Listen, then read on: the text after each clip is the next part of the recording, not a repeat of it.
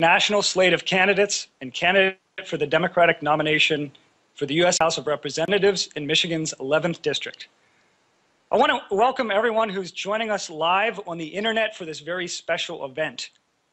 You are joining a two-location conference simulcast event taking place here in Detroit, Michigan, and in coordination with the campaign of Rachel Brown, who is hosting an event in Boston, Massachusetts.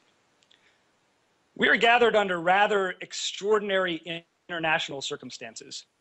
The escalation toward a confrontation between the United States on the one hand and the nations of Russia and China in what would necessarily be a thermonuclear war, if launched, is fast accelerating. There's been ample resistance from top ranks of our US military against the type of actions against Syria and Iran, which would provide the pretext for this World War III scenario. However, we are now seeing President Obama acting as a puppet of the British Empire, stoking the fires of conflict with North Korea and pressing a deployment of missile systems in cooperation with Australia, South Korea, and Japan, obviously targeting China. Mr. LaRouche, who joins us today, has been he's been very outspoken since the beginning of President Obama's administration about the clinical mental state of our president and the need to remove him constitutionally in order to avoid the destruction of our nation.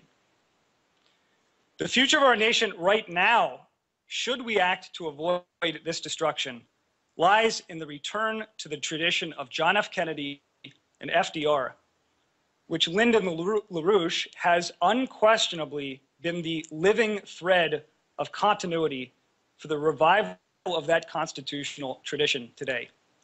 So without any further ado, I'd like you to join me in welcoming Mr. Lyndon LaRouche.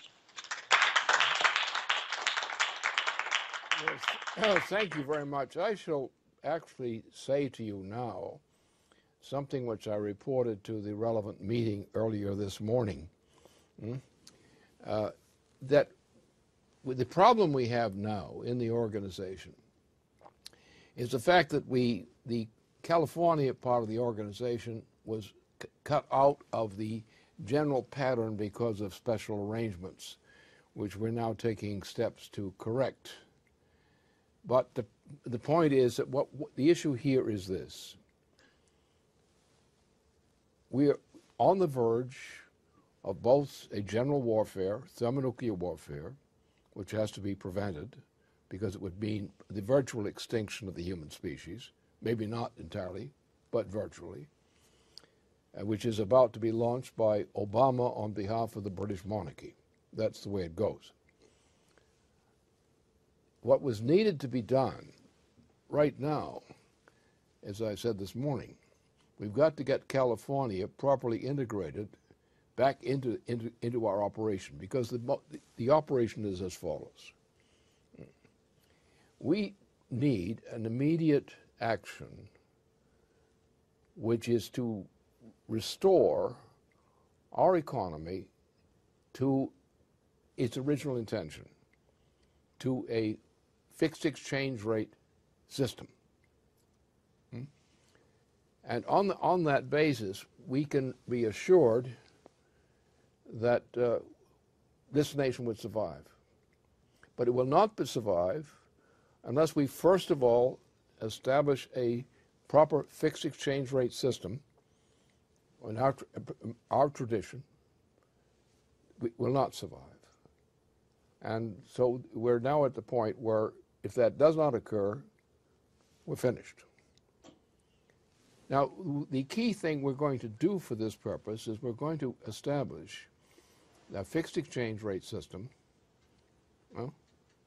based on our tradition. That system will be a fixed exchange rate system back to our original Constitution, and that's where we will go. We will follow with that the following procedure. What we must do first in action is we must establish a fixed exchange rate system as a policy. That is a national system, a fixed exchange rate system as a policy. We will also put in the Glass-Steagall. Glass-Steagall is absolutely essential to prepare the way for a fixed exchange rate system. And we are going to, in that case, eliminate the other kinds of problems. But the key thing that's going to make this thing work is we're now in the process of launching an LaRouchePAC program. The LaRouchePAC program, which is we're now prepared in terms of design to go with, that program will be the recovery program of the United States. It will be the assurance of the existence of our United States. So it's a three-part program. Number one, we must reestablish a fixed exchange rate system, the regional system of the United States. We must precede that by the installation of Glass-Steagall, because, and finally, with this program, we must set into motion a recovery of the nation with this package, as I mentioned. Excuse me just a minute. Okay. So that is exactly what we must do. Now, we have a problem in California. We're going to have to fix the problem in California because this means that our candidates, our leading 6 candidates, will not be treated as individual candidates as such. They will be individual candidates for election in the general election for this coming election. But they will also at the same time be a team which puts through the reorganization of the national economic system of the United States to a fixed exchange rate system, a credit system. And that will be the foundation. In order to get the credit system into order, we have to, first of all, reestablish Glass-Steagall. That means we will eliminate the greatest part of the federal debt of the United States today, which is a gambling debt. And under Glass-Steagall, as under the original Constitution, the United States does not pay gambling debts of banks or anything else. That's the key part. So, the other part of the thing is that once we establish Glass-Steagall, we will eliminate the obligations to the banks, the kind of banks, the swindle banks, that are looting the U.S. population. Those banks will be, those forms of banking will be locked out of federal responsibility, which means we will have banks which are functioning like under a Glass-Steagall system. That will not be enough in order to save this economy. That is, Glass-Steagall will, by eliminating debts which should not be paid, which are contrary to our Constitution, will save the nation and prevent the general collapse which is now ongoing, the blowout. However, it will not be enough. Therefore, we have to go back to a fixed exchange rate system as our international policy, but we have to go back to the original system of our Constitution. That will ensure, a credit system will ensure our ability to launch major projects which will lead to an actual general recovery. Without that reform, you cannot effect a general recovery of the U.S. economy now. And on that basis, then we will launch a massive amount of credit, and the keystone of all this credit launching will be LaRouchePAC. The LaRouchePAC program will be the major prompting program for the recovery of the United States under our Constitution. Therefore, everything we're going to do should be centered on these two things. Two are constitutional. Glass-Steagall is constitutional in its character, and the cancellation of it was a crime against the nation. That's out of our original Constitution. Going to a fixed exchange rate type of system in terms of other nations, and going to the original constitutional system of the United States would mean a general recovery for the United States. These are the measures which must be taken. Without these measures, this nation does not have a chance of surviving. With these measures, we can do just fine. And so I think, with that said, this old geezer saying this, is where we stand. You probably have a lot of questions to ask, and I'll respond to them.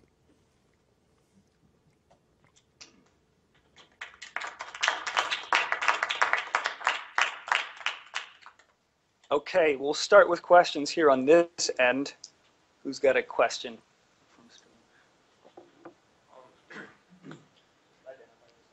Oh, hi, my name is Samuel Parlett. I read your book, Earth's Next 50 Years, and you talk a lot about scientific development, improving our economy, and a lot of stuff. Do you think it would be a good idea for private corporations to start mining on the moon and getting a resource? Earth doesn't have a lot of helium, and we could make helium nuclear power plants. Or do you think only NASA could do such a... we do need some programs which will be, in a sense, private. They'll be auxiliary, however. Yeah. The only way we can manage a program of the type we require is really a full federal program. It will be actually not only a federal program, but it will be a cooperative program with other nations involved in this project. For example, right now you have a situation. Yeah. If at any point that a very large piece of rock were to hit the planet Earth, say in the North Pole region, it is probable that the entire population of the United States would, and of the world as a whole would disappear. We're not sure of that. So therefore, the need to go back to a full NASA program, but a NASA program extended to that purpose, the intended colonization of Mars, but also a program which has been proposed also by Russia, of cooperation among nations to provide protection of the planet Earth against large rocks or other kinds of catastrophes which might hit the planet Earth. At present, the people of the United States, the people of the world, have no present protection against such existing threats. So there also we have the other problems in the solar system, things that we have to attend to. So we need to begin to get into a full program of development in terms of nearby space, going at first into the Mars region, the inner side of the planetary system. And there are many other things that this is needed for. That driver program is what should drive us, is what should determine the future of our nation. Private programs as such will not work.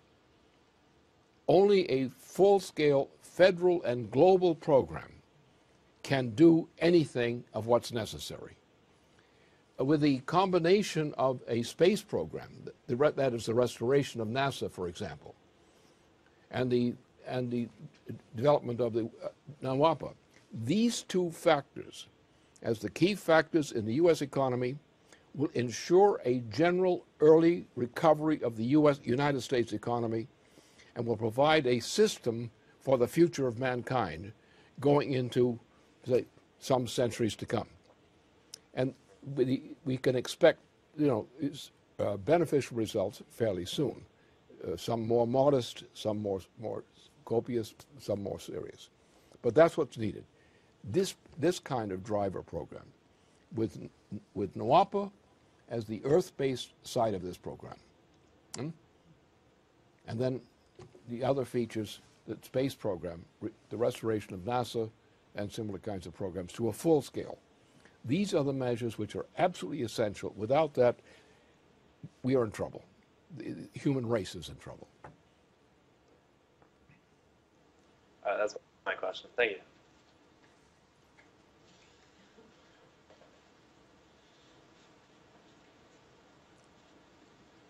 Now we're at McDonald's.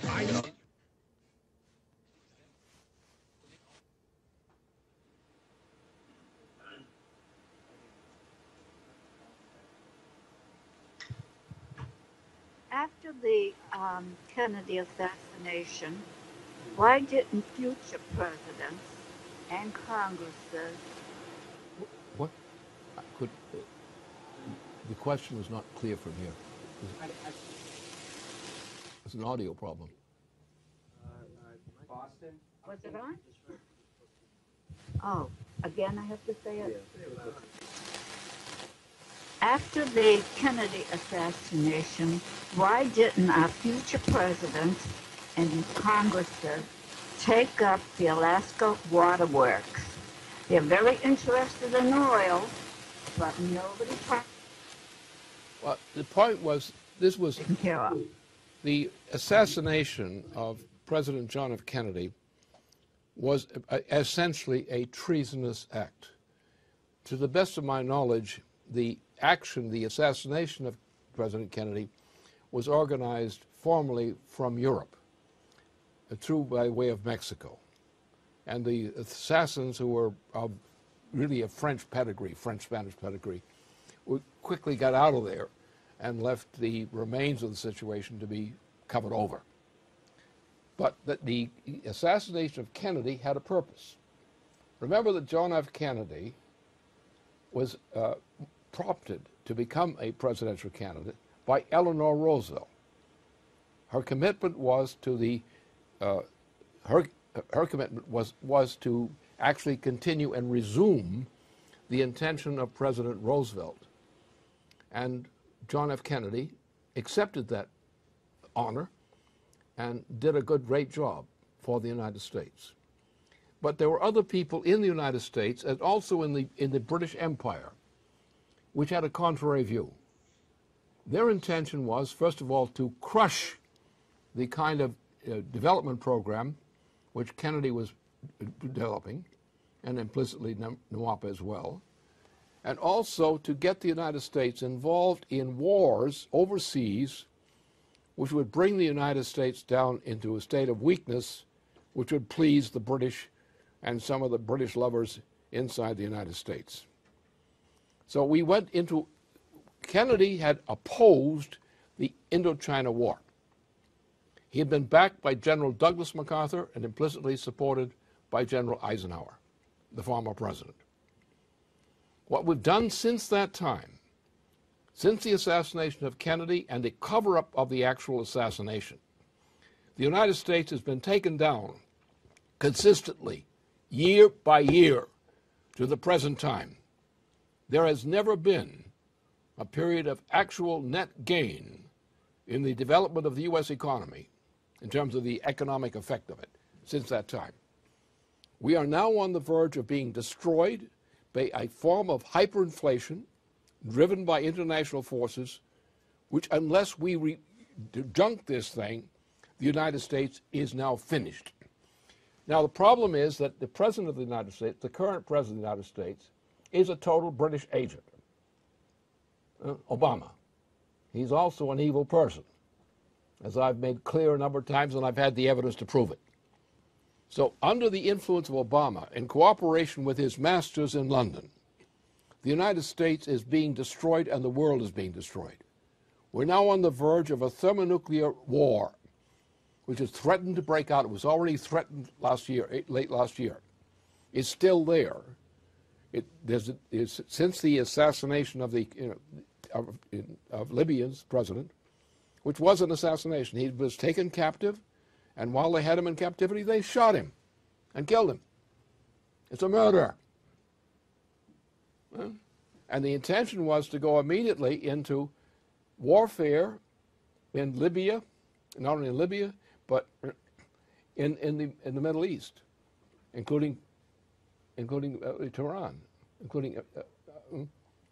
so we've been hovering under that. We've had people, such as many of our leading general officers in the United States, those circles, have fought to resist the United States being engaged in a war in Syria and in Iran. Because such a war in either Syria or Iran would set the United States into a trap which would probably lead into a thermonuclear war involving the United States as well as Russia, China, and other nations. It is not certain that the human species would outlive the effects of such a war, because such a war would not be an ordinary war. It would be using thermonuclear weapons, a bombardment from which whole sections of this planet could not survive. the major source of these weapons to be used is actually the United States. The Ohio submarines, which are capable of launching the most destructive force that humanity has ever heard of. Now, the United States does not want that war in general. The leading generals of the United States in similar circles have fought to resist that, prevent that war from being launched. But we're still sitting, as many people in Washington could tell you if they wanted to, that we're on the edge of exactly such a war. That is, it starts by something with Syria and with Iran. That involves alliances which these two countries have with Russia and other countries.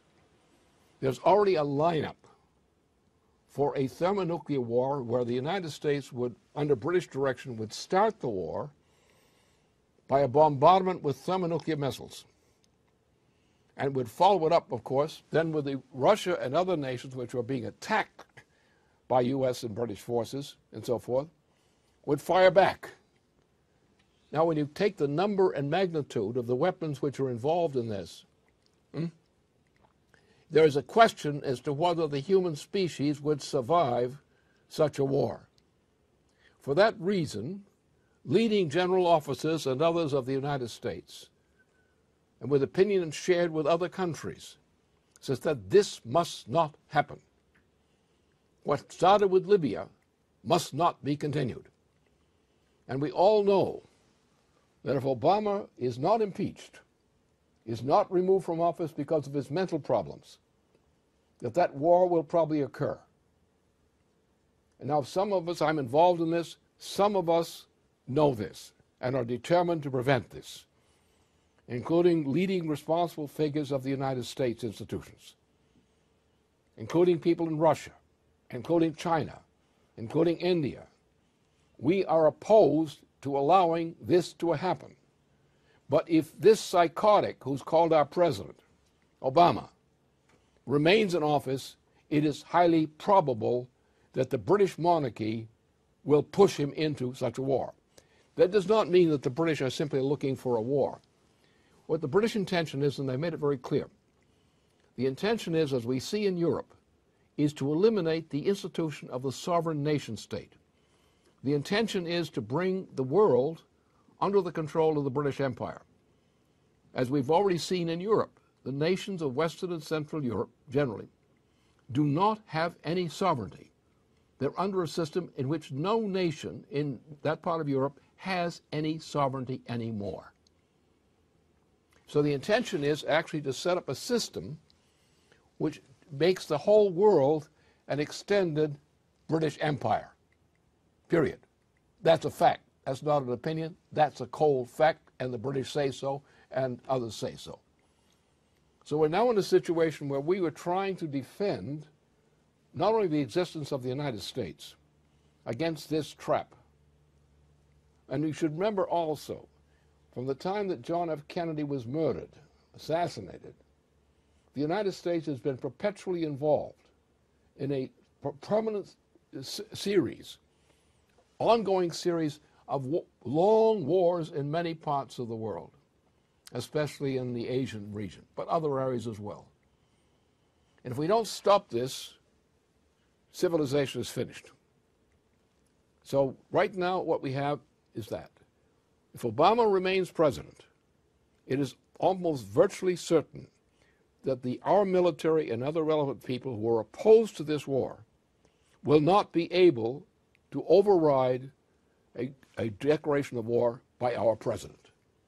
A declaration of war by our president, which will not be an open, it won't be an open announcement. It will be a secret announcement announced after it's happened.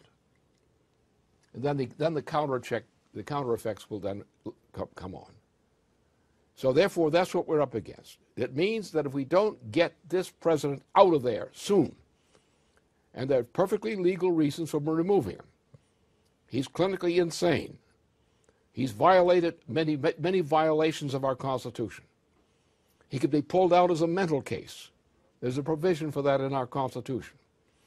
Or he can be impeached and suspended by impeachment. Unless these measures occur, or such measures occur, we are headed now for a highly probable thermonuclear war which will obliterate most of the population of this planet. The British view is if everybody submits to the British on this order, they don't have to throw the weapons. But their intention is that if the United States and other nations resist going to this war, the British will launch it through using Obama as a tool for doing so, using the fact that he's president and could override a military opposition to such a war. That's where we stand. That's the reality which confronts us.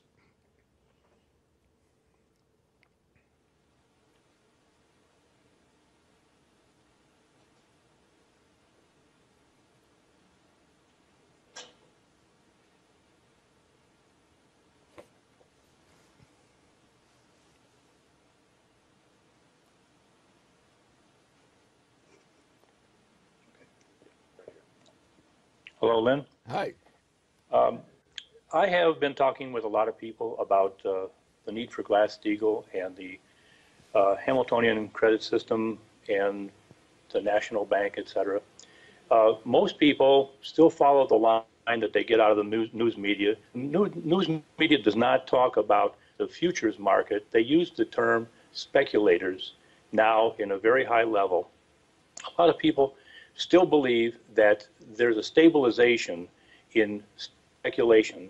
And I'm maintaining to them that only through the credit system can farmers and manufacturers achieve parity.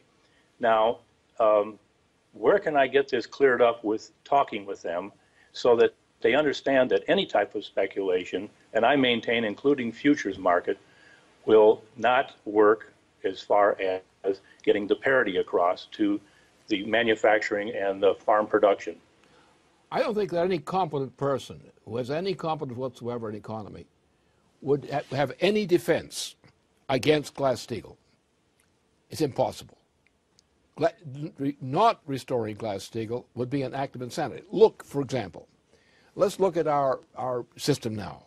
Look at Wall Street. Do you realize that this whole system of the United States, as long as we do not enact Glass-Steagall, the United States is hopelessly bankrupt? Do you think that there's anything to cover the debt of the Federal Reserve System? There's nothing. Do you think that Europe or Britain, the British themselves, have any margin for actually covering their debt? Do you think that the situation of the United States and of Britain and of most of continental Europe is any better than the case of Germany in 1923 with hyperinflation? We are all living in both the transcontinental region. We're all living under the greatest rate of hyperinflation that the planet has ever known. These debts will never be paid because they never could be paid. They are vast and there's nothing to cover them. The only way to do it is to go to Mr. Speculator, the crooked banker, the Wall Street type, and say, gentlemen, you have your debts. You own your debts, but we don't pay any of them. Now that would mean simply a very practical measure. We don't pay, the United States Constitution does not pay gambling debts. If you've got a gambling debt, kiss it goodbye, or don't kiss it goodbye, probably a better idea. Just get rid of it. Never pay it. The United States is not to be destroyed by foreign debts which are gambling debts. So Glass-Steagall is without Glass-Steagall, this nation cannot continue to exist. Anyone who's not putting Glass-Steagall foremost is either insane or criminal, because there's no way this nation can continue to exist under those conditions. Now you say these guys are going to go bankrupt. Well, not all going to go bankrupt, because what we will do with Glass-Steagall, obviously, is you will divide the debts in banks into two categories. One category, which is our traditional banking. Those accounts in those banks, which are not this crooked type, those honest debts will be covered by federal guarantees, as under Glass-Steagall originally. But other kinds of debts, gambling debts, will not be covered by the federal government. So that means that to go to these systems, we're not going to pay them.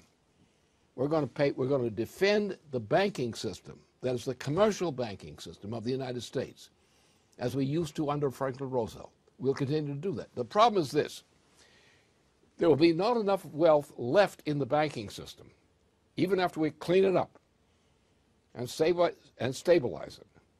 Well, it won't be enough to keep the nation going. So therefore, we have to do something else. We have to go back to our original system of a credit system under the Alexander Hamilton, for example, banking system. Under those systems, we can issue credit, not deposit, not banking deposit, but credit, U.S. federal credit. And that federal credit will be used to launch large-scale programs, of which the typical example would be what we're going to do with NWAPA. We obviously are going to completely restore the intention of our space system. That must be restored. We need it, because we need defense against the things that threaten humanity from nearby space. We do have the knowledge of the technology which is required to do that. So we must defend NASA, restore it and defend it.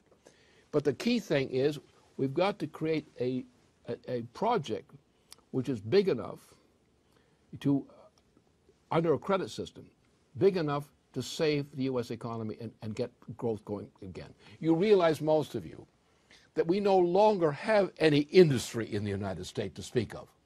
It's been shut down. When the auto industry went under, that was it. It blew everything out. We were working on this thing at the time when the crisis came in the auto back some years ago. And we counted all the space that was controlled by the automobile companies, all the potentialities there and related companies. And we had a map that, with a federal program designed for this purpose, we could have maintained a diminished auto industry. The debt was too much. But by transferring the production capability from the auto industry, which we had too much capacity on, and transfer it to other industries, which we need, for which we had the floor space, we had the people with the skills and the technology skills who could be brought back into play, we could have had a revival of our industrial might in the United States. That has now been destroyed under Bush and under this president. So therefore, what we need is a project which will take us out of this whole problem. NWAPA is the greatest project ever attempted by mankind. NWAPA is fully designed. There are changes that would be added to the process now, but NWAPA would be a full revival of the industrial and related potential of the U.S. economy. It would also be a major focus of cooperation with other nations. It would mean the restoration of this nation. It would mean that the unemployment will stop, that what's happening to our people will stop. We're going back into a real economy of the kind we used to have before John F. Kennedy was assassinated and a bunch of characters up there covered up the assassination. And also, John F. Kennedy would not allow the war in Indochina, nor would he have allowed the other wars in which we're throwing our citizens as cannon fodder just to be murdered for perpetual wars in Asia, Africa, and elsewhere. We have in our power as citizens, if we mobilize as citizens, we have the power to prevent the threatened thermonuclear war, which is hovering over humanity as a whole right now. We also have the understanding, the design, and the resources, which if we mobilize, we can rebuild this nation and rebuild other nations in similar kinds of problems. This is a choice for us as citizens, that we as citizens must mobilize to take charge of our nation once again. by a popular demand for those measures which will solve this problem. And we have in Nawapa, we have the greatest project that ever attempted on this planet. It is essentially designed, it has been designed to go for decades now. Yeah? And it's been improved upon by our people who've been working on the improvements and the design necessary to bring the whole thing up to date. The greatest project that has ever been attempted on this planet is Nawapa. And we're in a position, if we get this bum out of the White House and get a different program going, Nawapa can be the key to an economic revival, not only of the United States, but other parts of the world, which can solve the essential problem that faces us today.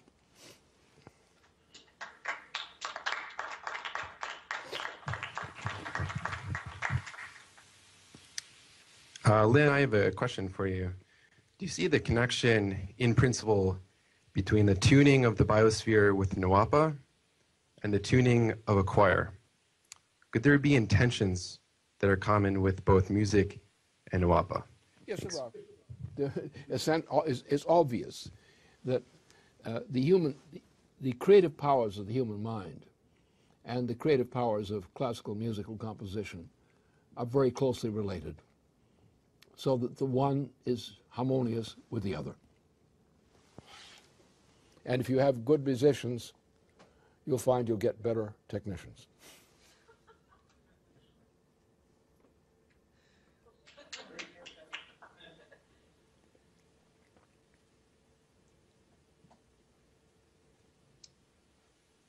Okay, we got a question sent in from Napoleon, Ohio. He wants to know, Lynn, what your stance is on this Coney 2012 propaganda movie. He says that he sees it as a psyop to commence a UN invasion of Africa. He wants to know your thoughts on that. I think that's a fairly good estimate, or fear, shall we say, because that's the intention. Africa is entirely a British imperial colony. That's a fact. It's also a font of genocide against the people of Africa. It's been going on for a very long time. It's been done, the greatest rate of this thing is done by the British Empire, and it is a British Empire. And obviously, as human beings, if we are human beings and not animals dressed up as something, then we know that the injustice, the mass murder that's been still in progress against the people of Africa is a clear indication of what is the essential evil throughout this planet. The fact that this is allowed to occur, that the cover-ups of systemic murder, mass murder, are allowed, indicates that the nations which allow this to go on, especially the British Empire, but also in France, the same thing, other parts of the world, similar things. Essentially, Africa is a British colony. In fact, if you get underneath the surface and find out who really owns what and who owns this sort of thing. No, this is obvious. And this is the one thing that, the most obvious thing in terms of humanity. If we do not stop the genocide conducted against Africa under the leadership of the British Empire in particular, we will not have the morality needed to guide us in any part of the great enterprises of this planet.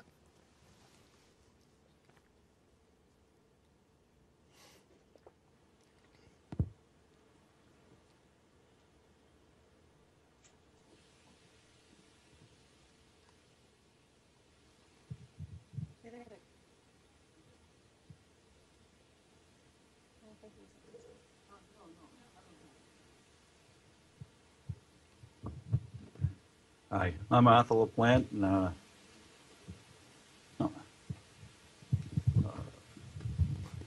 and as this whole project is a symphony of many as a symphony of many people with notes, to one objective to bring humanity up a scale. It's like there's hecklers in the audience with this British Empire, where they're taking us down in our health system, our food system, and our energies. Could you address that? Yes, the intention of the British Empire, and I do mean the British Empire, and I do mean the Queen herself, and the whole retinue of that bunch.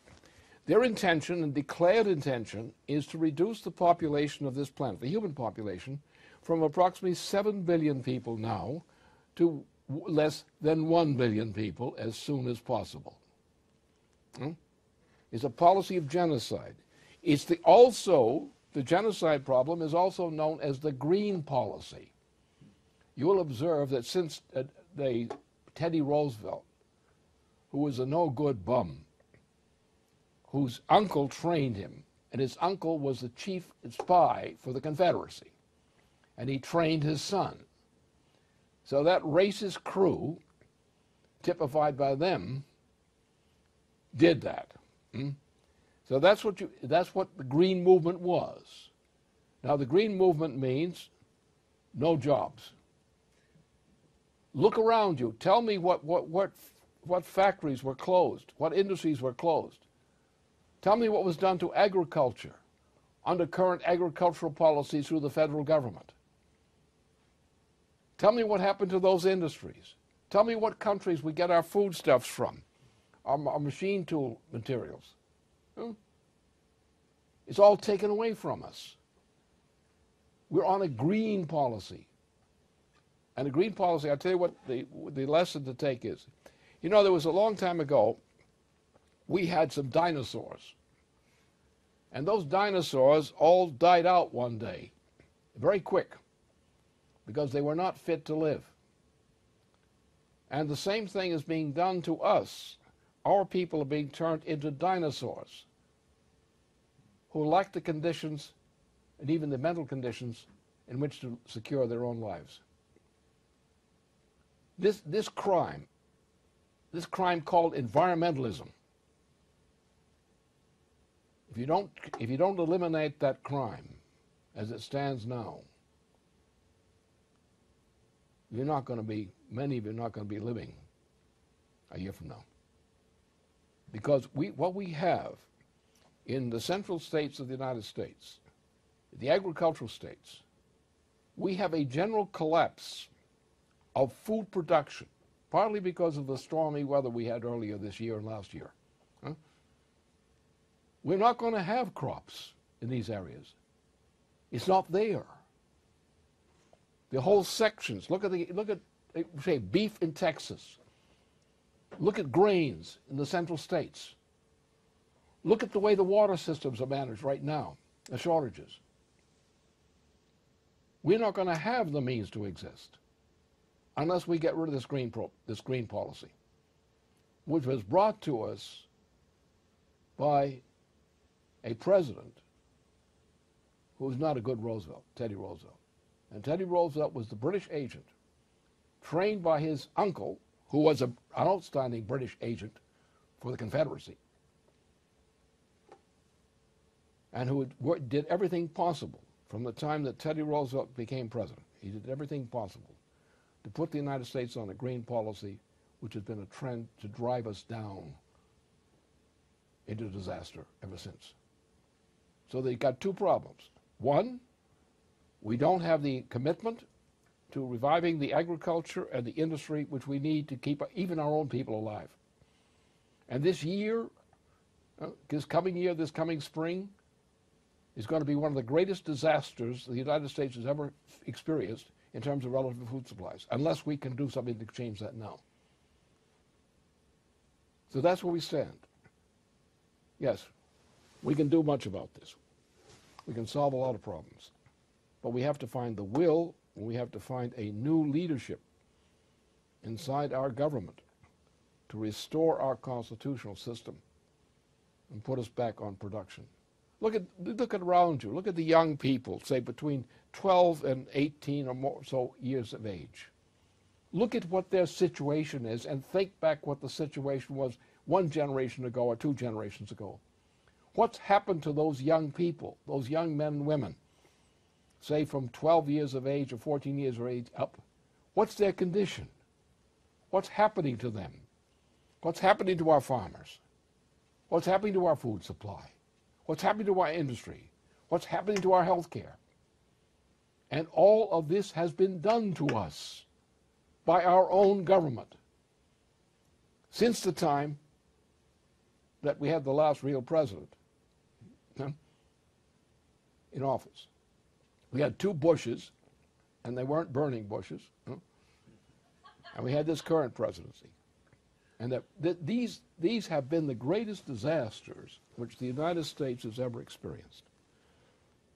And it's hitting us now. So therefore, we have a reason to mobilize, and it's, as the citizens have to mobilize, we also need institutions of leadership in government which will get back their guts and do the things that have to be done. We're in a disaster. Civilization itself is in a disaster. We could be the extermination of the human species, even with these kinds of conditions I've mentioned. But we've got to stop sitting back and hoping that somebody is going to relieve us of this problem. We've got to take charge. We've got to mobilize our fellow citizens to see what we have to do and do it. The means exist. The programs exist. NWAPA is an example of this. NWAPA can be the actual leader of the revival of the United States. It's the greatest single project that mankind has ever undertaken. The design is there. It can be started. It may take us 20, 30 years to get the job done, but it will work, and it will be growth all the way. There are other measures that can be taken. We've got to, as a people, revive ourselves and stop waiting for leadership from people who are not leaders, and just demand that we know what it is that can be done. And there's a lot that we do know that can be done.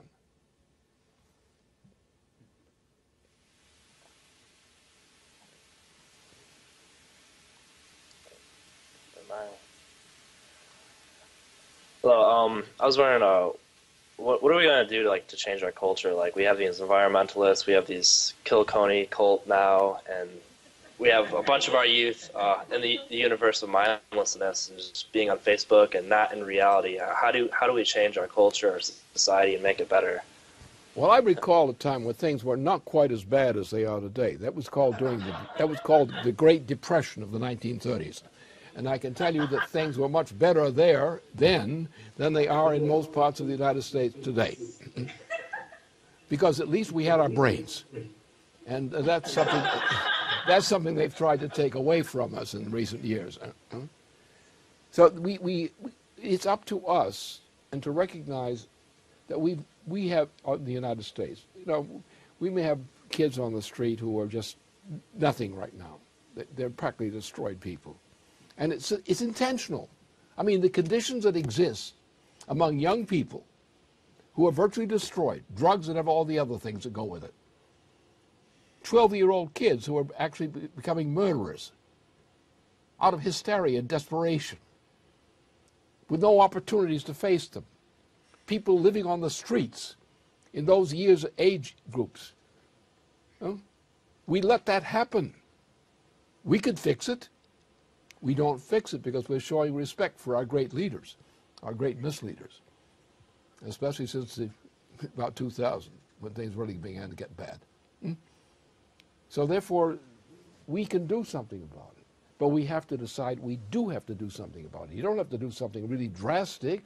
You don't have to do something silly.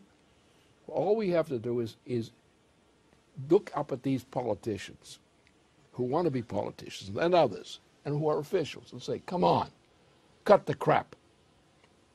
This is the situation we face. You know we face it. You know what can be done to stop it. If you have the guts to deal with those politicians who you let sit on you and prevent you from doing things that you know you should work for. We've got to get our guts back. And the reason you don't get your guts back is because you don't have confidence in most of your politicians. you don't think there's anybody in City Hall, or especially in the state government, or in the national government, that you can trust, whether in the Senate or the House of Representatives. There are very few that you could actually trust to put their neck out, put themselves at risk to save this nation and save these people. And the only thing we can do is raise that kind of fuss and start to mobilize one another to insist that the right thing be done, the right policies. First thing is throw this bum that's called the president out of office. It's a very simple thing. He's committed the treason. He's committed the violations. He's insane. And insanity is a good reason to throw a president out of office. This guy's insane. And he's not also evil. He's a mass murderer. He's impeachable. He's violated the Constitution again and again and again. And yet people still sit back there and say, you've got to respect him, he's president. Such presidents we throw out of office. And we have constitutional ways of doing it.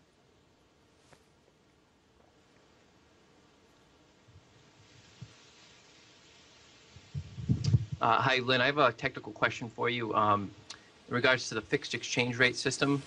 If you could put a little detail into how that would work, in the framework of the global program of NWAPA and the space mission. Well, it's elementary that we've had a long delusion in humanity, because humanity as we know it, that is, we know it from records and so forth, is largely based on a fixed exchange, is based on a monetary system, a monetarist system. It's called the oligarchical principle. And it's always been wrong. We had, for example, in the case of Massachusetts in the middle of the 17th century, we had a system in Massachusetts. And that system in Massachusetts operated on a currency which the state at that time created, arrangement, and that system worked just fine until the British came in and crushed the Massachusetts Bay Colony, and that was the end of it. But it didn't die because people who were crushed in Massachusetts, someone like Benjamin Franklin, moved down into Pennsylvania and places like that, and led in the fight to establish the intention of the Massachusetts Bay Colony again. And it was done. It was done by the war, a Revolutionary War, to save us. It was done by the creation of our Constitution. It was done by leaders like Hamilton in particular, who gave us the kind of system we needed to deal with our money problems. And it worked, except it was taken away by a bum like, a couple of bums. Otherwise we had, like Jackson. Jackson was a bum. Jackson was the guy who actually was the hatchet man to shut down our credit system. And we never recovered until after Lincoln's death. We never recovered from that. And yet people praise Jackson today. That shows you what fools there are out there. They don't know anything about Andrew Jackson. They still think he's a hero. He never was. He was a bum. He's a virtual traitor. But we have the ability, if we have the guts to do so, as a collection of citizens, to make our voices heard and not to give in to bunk and crazy systems that don't work. It's just up to us. I mean, we are human. We're individual human beings. And our system, the government, is based on essentially the consent of the people. And the consent of the people means that their agreement to what they consider reasonable things when reasonable ideas are presented to them. What's happened, we've given up our rights as citizens. We've let others impose themselves upon us. And that's why we're suffering. I mean, if we got out there at any one time with any number of us who feel these things, and just were out there saying, we demand this be changed, it would be changed. The problem, they have us intimidated. That people who know this is wrong, who know these conditions are wrong, feel isolated, alone, abandoned, feeling their neighbors will not back them up. And therefore they sit there and suffer and suffer and suffer. and do almost nothing to defend themselves.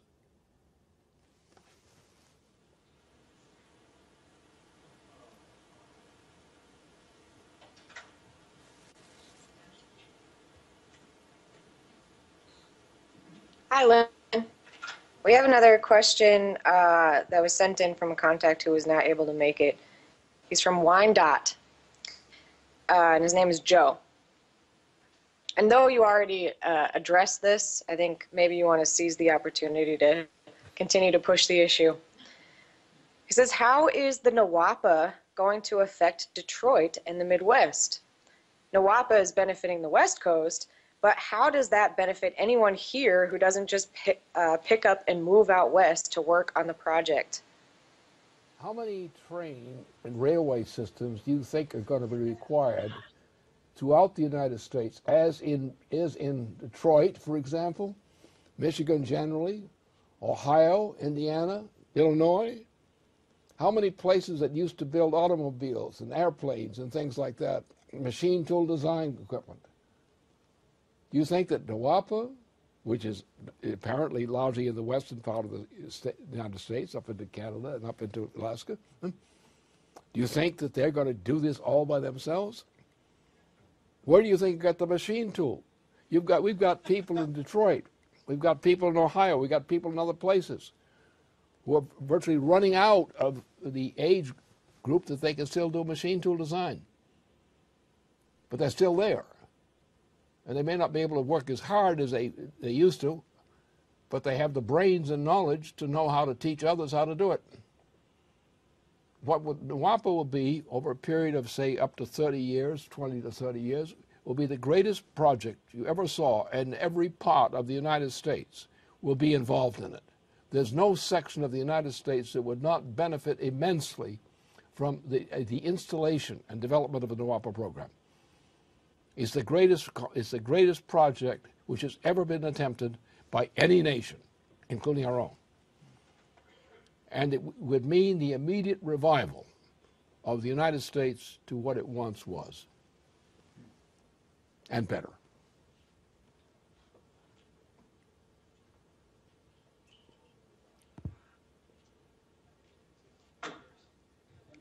Are there any dangers to this large water project, such as we had large rainfall in Ohio here a few years ago, and Findlay was underwater, and Bluffton, Ohio was spared because there was a large stone quarry that took in some of the water.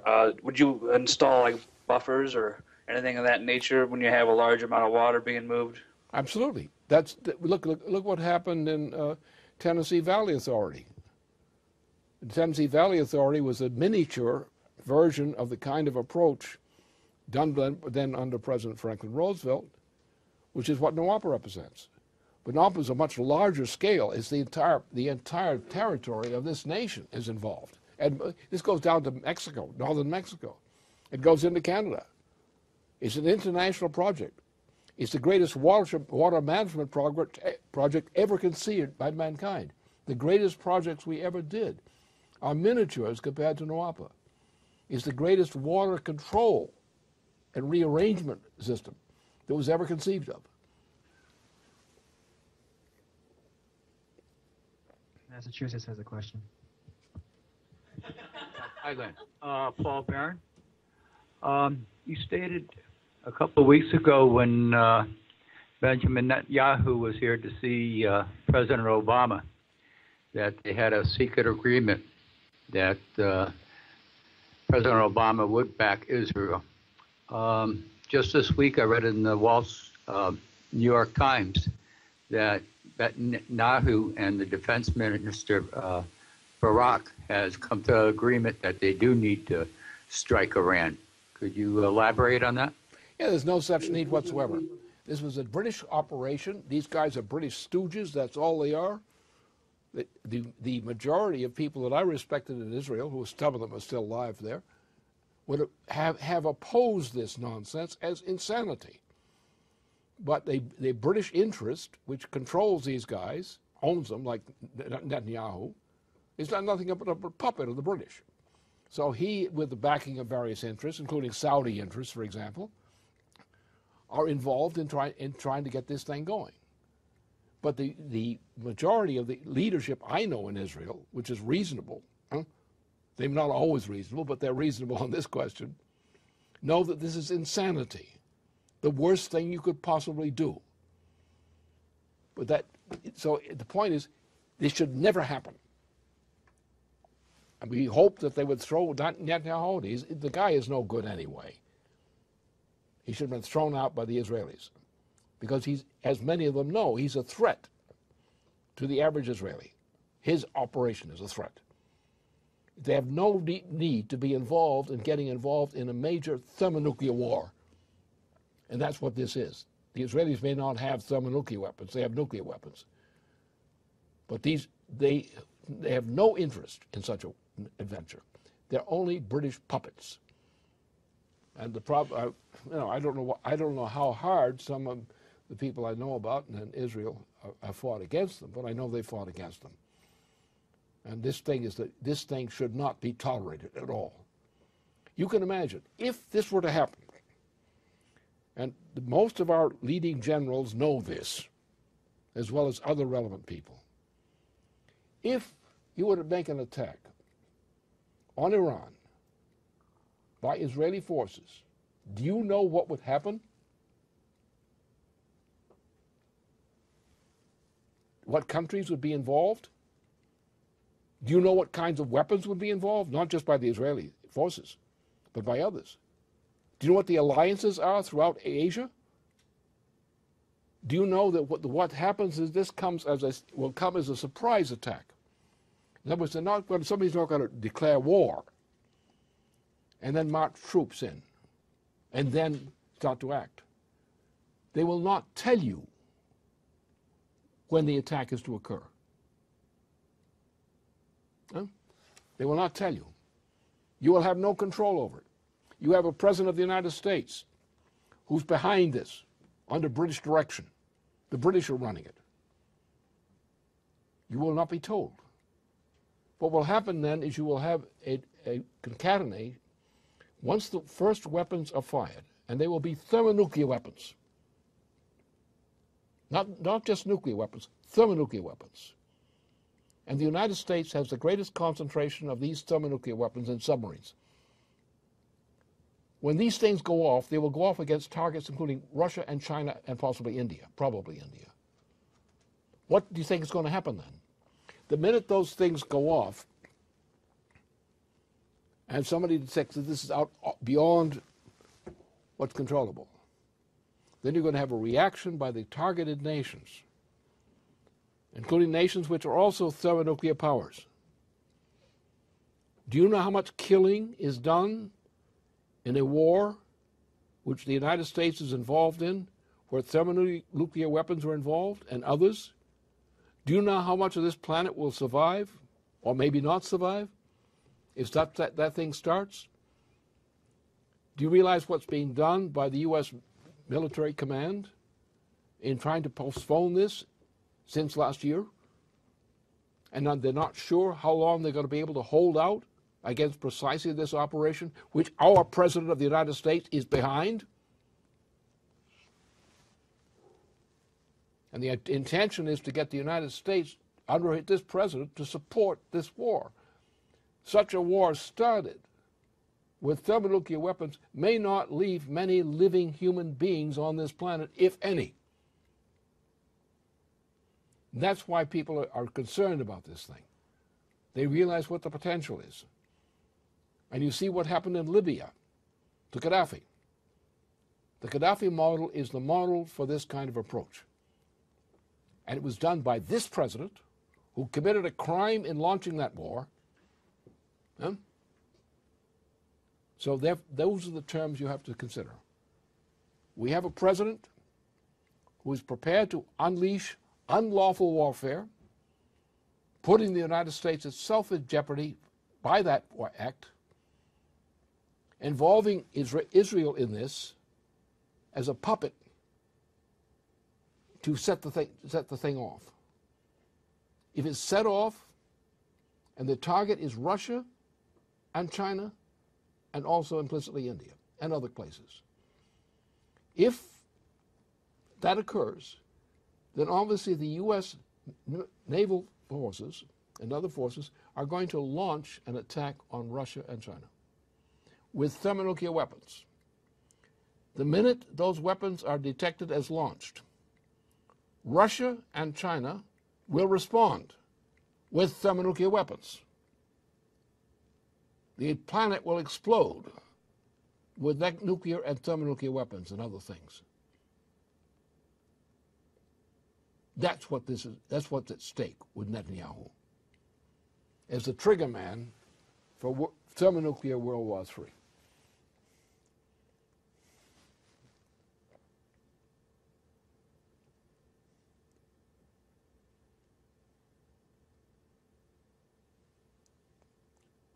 Okay, Lynn, I think you've given people a lot to think about. Do you have any closing remarks? Yeah, I apologize for my little problem at the beginning of the thing. I was had a terrible headache, and when we started, then I got back in shape. But that's that. But you've heard what I've said. You know what I've intended. I think I made myself clear. The key thing I would say is a theme. We're now in possession of the knowledge of what has to be done. There are three things to bear in mind at this point. Number one, we have to install Glass-Steagall. If you do not install Glass-Steagall now, kiss the United States and yourself goodbye, because you don't have a chance unless Glass-Steagall is involved. Now, Glass-Steagall has limited capabilities now because there's so little left of the legitimate banking system, even if we protect it, that it will not give us the means to restore the economy of the United States. And people will die of hunger and other problems as a result. Therefore, we cannot stop with Glass-Steagall. We must instantly install Glass-Steagall and accept no opposition to it. If you care about your life, if you care about this nation, you will insist that every politician in relevance will either support Glass-Steagall or run away and hide someplace and not be seen again for a long time. Because that will be the effect. You could have a general breakdown crisis of the United States economy modeled on what happened to Germany in 1923, a hyperinflation. That's ready to blow out. Therefore, this must be installed. Anyone who is not supporting Glass-Steagall should be impeached for failing to do so. All right. Now, Glass-Steagall has limited capabilities because we have limited surviving capabilities for handling this problem. The only way we can get enough money, or the equivalent of money, to save the U.S. economy under these conditions is to go to a credit system, which is what the original U.S. constitutional system was. The reestablishment of a credit system means that we will be able to generate sufficient wealth in terms of investment wealth in order to revive the U.S. economy.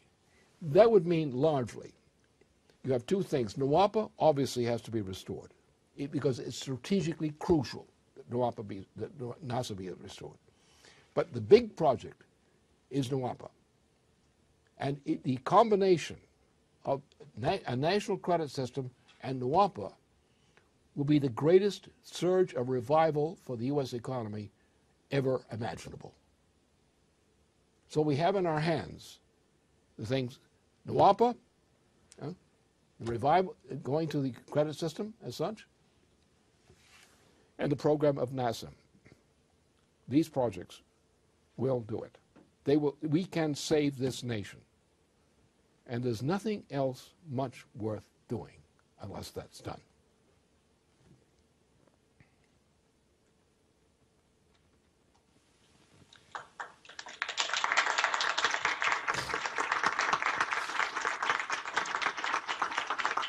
Okay, Lynn, thanks for joining us today. Everyone, join me in thanking Lynn.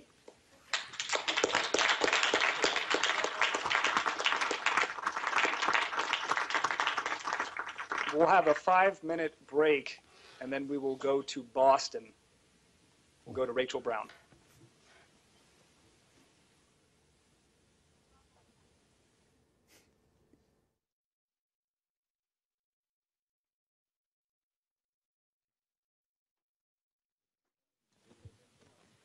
Okay, please stand by, everyone, for Sky Shields, who will be coming up next. Please stand by if you are watching this live on the internet. Thank you.